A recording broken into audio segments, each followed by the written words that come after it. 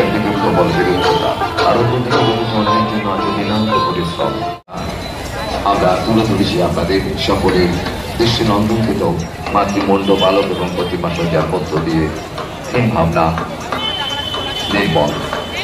আমাদের প্রকৃতির পরিবেশ এবং অন্তর নির্মল করে আমরা সর্বতভাবে সেই আনন্দের সুবাসকে সকলের মধ্যে আমরা পৌঁছে দিতে পারি।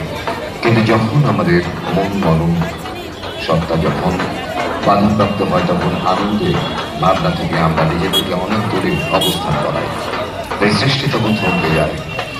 আমাদের জীবনের সমস্ত আনন্দের মুহূর্ত থেকে থাকে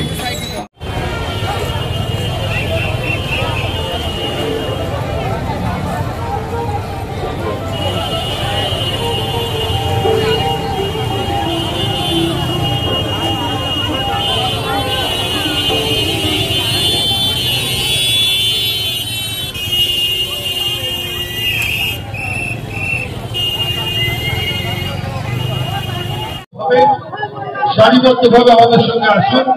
আমরা চেষ্টা করবো আপনাদেরকে সুন্দরভাবে আমাদের মাতৃমণ্ডলে প্রবেশ করাবেন। আমাদের সঙ্গে বারবার বলছি,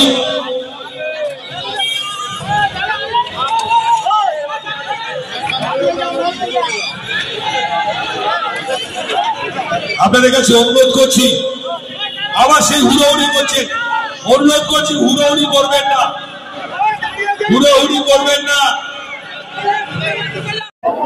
ভালো মানে পুজোটা খুব ভালো হচ্ছে, কিন্তু এত সরু রাস্তা করে মানুষকে এত মানে কি বলে যন্ত্রণা দিচ্ছে। একটু প্রায় 1 ঘন্টা।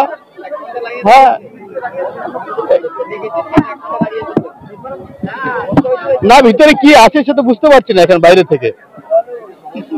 না না, সমস্যা কিছু নেই, 1 ঘন্টা দাঁড়িয়েছি তখন থেকে। একটু রাস্তাটা চওড়া করে দিলে একটু ভালো হতো, সবাই একসঙ্গে দেখে সুন্দরভাবে বেরিয়ে যেতাম।